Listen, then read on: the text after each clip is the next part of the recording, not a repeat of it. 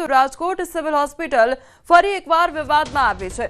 એમ્બ્યુલન્સમાંથી મળી આવી છે દારૂની બોટલો, તો ખખડધજ 108 ને સ્ટોરેજ તરીકે ઉપયોગ કરતા હોવાની આશંકા સેવાઈ રહી છે। 108 માંથી દારૂના ગ્લાસ મળી આવ્યા છે તેમજ સિગારેટ પણ મળી આવી છે। તો રાજકોટ સિવિલ હોસ્પિટલ ફરી એકવાર વિવાદમાં આવી છે। જે 108 ની ગાડી ત્યાં આગળ છે તેમાં જે દારૂની બોટલો છે તે મળી આવી છે, દારૂના જે ગ્લાસ છે તે મળી આવ્યા છે તેમજ સિગરેટ પણ મળી આવી છે। આજે ખખડધજ હાલતમાં જે 108 ની ગાડી જોવા મળી રહી છે તે સ્ટોરેજ તરીકે ઉપયોગ કરવામાં આવતો હોય તે પ્રકારની આશંકા પણ સેવાઈ રહી છે। તેને લઈને ઘણા સવાલો પણ ઉદ્ભવી રહ્યા છે। એક તરફ દારૂબંધીની વાતો કરવામાં આવતી હોય છે અને બીજી તરફ આ પ્રકારની જ્યારે તસવીરો સામે આવતી હોય છે ત્યારે તેને લઈને ઘણા સવાલો ઉપજતા હોય છે કે આખરે કયા પ્રકારની અહીંયા કાર્યવાહી થતી હોય છે। બીજી તરફ આ હોસ્પિટલ છે અને હોસ્પિટલમાં જ આ પ્રકારની બોટલો જોવા મળી રહી છે। શું ગુજરાતમાં દારૂબંધી છે ખરી? કારણ કે અવારનવાર આ જ પ્રકારની તસવીરો સામે આવતી હોય છે કે જેમાં ઉકરડામાં દારૂની બોટલો જોવા મળતી હોય છે। એમ્બ્યુલન્સનો ઉપયોગ દારૂ પાર્ટી માટે થતો હોય તે પ્રકારની અહીંયા પરિસ્થિતિ જોવા મળી રહી છે। સ્ટોરેજ કરવામાં આવતું હોય તેવું લાગી રહ્યું છે। તો એમ્બ્યુલન્સમાં દારૂ ક્યાંથી આવ્યો તેને લઈને પણ સવાલ થઈ રહ્યો છે। એક તો સિવિલ હોસ્પિટલમાં જે ખખડધજ હાલતમાં એમ્બ્યુલન્સ જોવા મળી રહી છે તે એમ્બ્યુલન્સમાં આજે દારૂની બોટલો છે તે જોવા મળી રહી છે। તો શું આ એમ્બ્યુલન્સનો ઉપયોગ દારૂ પાર્ટી માટે કરવામાં આવી રહ્યો છે તેને લઈને પણ ઘણા સવાલો ઉદ્ભવી રહ્યા છે। તો રાજકોટ સિવિલ હોસ્પિટલ ફરી એકવાર વિવાદમાં આવી છે કારણ કે તસવીરો સામે આવી છે કે જેમાં દારૂની બોટલો જોવા મળી રહી છે જે ખખડધજ હાલતમાં, એક તરફ 108 ની જે એમ્બ્યુલન્સ છે તે ખખડધજ હાલતમાં જોવા મળી રહી છે અને તે એમ્બ્યુલન્સમાં ચેક કરતા તેમાંથી જે દારૂની બોટલો છે તે મળી આવી છે, સિગરેટના જે પેકેટો છે તે મળી આવ્યા છે। એટલે સ્વાભાવિકપણે આશંકા થઈ રહી છે કે આ જે ખખડધજ હાલતમાં એમ્બ્યુલન્સ જોવા મળી રહી છે તેનો સ્ટોરેજ તરીકે ઉપયોગ કરવામાં આવતો હશે। આવારા તત્વો દ્વારા તે આ જે એમ્બ્યુલન્સ છે તેનો ઉપયોગ કરવામાં આવી રહ્યો છે કે પછી ત્યાંના કર્મચારીઓ દ્વારા તેને લઈને પણ ઘણો સવાલ ઉદ્ભવી રહ્યો છે। તો અમારી સાથે કોંગ્રેસના નેતા ડોક્ટર હેમાંગ વસાવડા જોડાઈ ગયા છે। ડોક્ટર હેમાંગભાઈ, સૌથી પહેલા તો આપનું ન્યૂઝ 18 ગુજરાતીમાં સ્વાગત છે।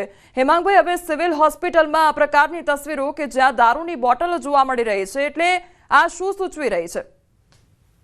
નહીં, ચોક્કસ બે વાત બહુ ક્લિયરલી સૂચવી રહી છે। એક, દારૂબંધીના ગમે એટલા વાવઠા ફરકાવે ગુજરાતમાં છડે ચોક દારૂ મળે છે। આ પહેલી વાત થઈ છે કે છડે ચોક મળે છે। અને બીજી વાત કહું કે જે કાંઈ પ્રશ્નો ઉભા થયા છે સિવિલ હોસ્પિટલમાં એ એજન્સીને કોન્ટ્રાક્ટ બેઝ રાખવાથી આ બધા પ્રશ્નો ઉભા થાય છે। સિક્યોરિટી જો વીક હતી તો દારૂ અંદર આવ્યો।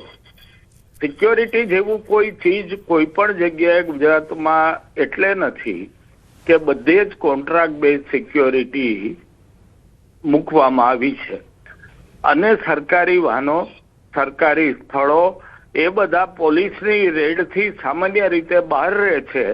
એટલે આવી બધી જગ્યાઓનો દારૂ પીવા, જુગાર રમવા માટે ખૂબ જ ઉપયોગ થતો હોય છે। એટલે એમ્બ્યુલન્સમાં દારૂ એટલે મળે કે માનવતાની દ્રષ્ટિએ પોલીસ એમ્બ્યુલન્સ રોકતી નથી।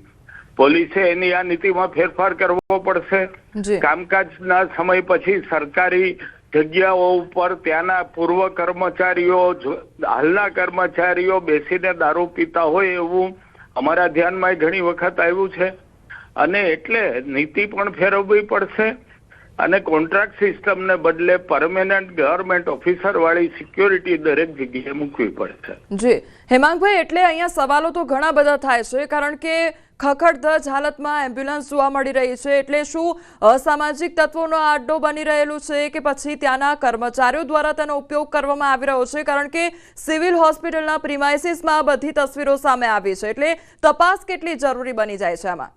સૌથી પહેલી વાત કરો કે એમ્બ્યુલન્સમાં ખૂબ જ ભ્રષ્ટાચાર ચાલે છે। વ્યવસ્થિત નેટવર્ક ચાલે છે કે જે સરકારની એમ્બ્યુલન્સ છે જે પ્રજાને વ્યાજબી ભાવે અથવા મફતમાં કે ટોકન રેટે મળે છે એ તમામ એમ્બ્યુલન્સોને ફેલ કરવી, પ્રાઇવેટ એમ્બ્યુલન્સ વાળા ત્યાં અવેલેબલ થઈ જાય એટલે પ્રજાએ ન છૂટકે ગમે એટલા ભાડા માગે, જી. પ્રાઇવેટ એમ્બ્યુલન્સ વાપરવી પડે. પ્રાઇવેટ એમ્બ્યુલન્સો દરેક સિવિલ હોસ્પિટલની અંદર ઊભી રહેતી થઈ ગઈ છે. એટલે આખું એક કાસ્કેડ ચાલે છે એમ્બ્યુલન્સ સિસ્ટમને ખતમ કરવાનું. અને એમ્બ્યુલન્સ ખખડધજ થઈ પણ કર્મચારીઓ અંદર બેસીને દારૂ તો પીતા હોય છે, કારણ કે એમ્બ્યુલન્સમાં પાછળ ઘણી જગ્યા હોય છે, પાર્ટી થતી હોય છે. જી. કારણ કે સામાન્ય રીતે મેં જેમ કીધું એમ આવા સરકારી વાહનો ઉપર પોલીસ તપાસ કરતી નથી, સરકારી જગ્યાઓમાં પોલીસ જતી નથી.